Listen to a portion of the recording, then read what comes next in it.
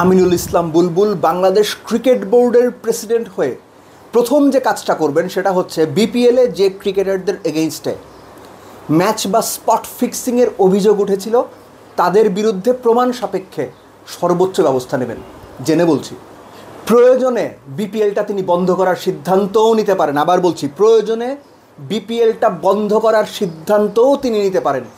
সেটার পরিবর্তে পুরো দেশব্যাপী সারা বছরব্যাপী 4 থেকে 5টা বিভিন্ন এইজ লেভেলে বিভিন্ন টুর্নামেন্ট লেভেলে T20 খেলার আয়োজন তিনি করতে পারেন। জেনে বলছি, but above everything, Aminul Islam Bulbul president হবার পরে আইসিসির ভূমিকাটা কী হবে, যেহেতু এরই মধ্যে আপনারা জানেন ফারুক আহমেদ আইসিসির কাছে অভিযোগ তুলেছেন যে তাকে সরিয়ে দেওয়ার যে প্রক্রিয়া সেটা বিধিসম্মত হয়নি, কিংবা সংবিধান বা কনস্টিটিউশন মেনে হয়নি, ক্রিকেট বোর্ডের সংবিধান মেনে হয়নি। তিনি এটাও বলেছেন গণমাধ্যমে যে আগামী 1-2 দিনের মধ্যে আইসিসি কিছু একটা করবে বা অ্যাকশন নেবে, সেটা দেখতে পারবেন। অ্যাকশনটা কি? একদম সহজ করে বললে, বাংলাদেশ ক্রিকেটের ওপর একটা নিষেধাজ্ঞা আসা কিংবা ব্যান হওয়া, সেটা 6 মাস, 1 বছর, 2 বছর, যে কোনো সময়ের জন্য হতে পারে। এর আগে রাষ্ট্রীয়ভাবে বা সরকারের পক্ষ থেকে ক্রিকেট বোর্ডের ওপর যখন হস্তক্ষেপ করা হয়েছে, শ্রীলঙ্কা এবং জিম্বাবুয়ের ক্রিকেট বোর্ড ভেঙে দেওয়া হয়েছিল আইসিসির পক্ষ থেকে। সেরকম কিছু ঘটতে পারে। ঘটবে কি না এটার পেছনে কয়েকটা ইকুয়েশন রয়েছে। ফার্স্ট ইকুয়েশনটা হচ্ছে, আমিনুল ইসলাম বুলবুল তিনি আইসিসির মানুষ। আইসিসির পক্ষ হয়ে যারা এই ধরনের গুরুত্বপূর্ণ ডিসিশন নেওয়ার মতো অবস্থানে আছেন, এদের অনেকের সঙ্গেই আমিনুল ইসলাম বুলবুলের ভালো সৌহার্দ্যপূর্ণ সম্পর্ক, কলিগের সম্পর্ক, কিংবা তার চেয়েও কিছুটা বেশি। যতটুকু জানা গেছে, এই ইস্যুতে এরই মধ্যে আমিনুল ইসলাম বুলবুলের সঙ্গে আইসিসির বিভিন্ন কর্তা ব্যক্তিদের কথা হয়েছে এবং তাদের দিক থেকে মোটামুটি একটা গ্রিন সিগন্যাল আছে।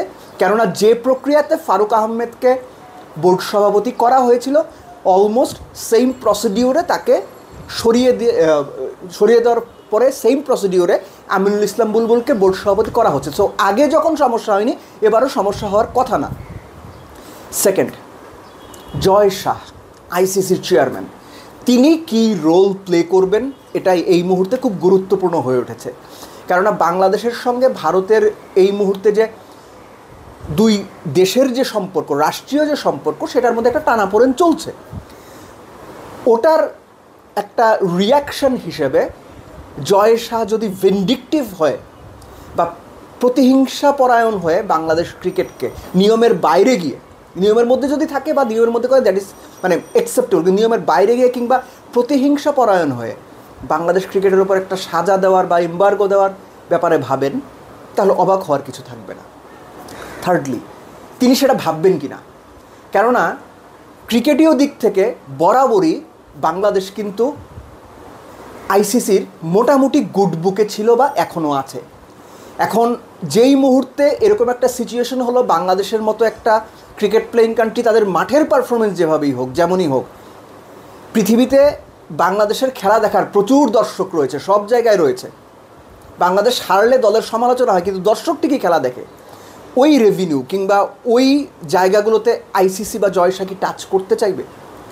এই বিষয়গুলো এখানে ইম্পর্টেন্ট। বাট যতটুকু জানা যায়, এখনও পর্যন্ত আমিনুল ইসলাম বুলবুলের দিকেই গ্রিন সিগন্যাল রয়েছে আইসিসির, যেটা জয় শাহর থেকেই হয়তো এসেছে।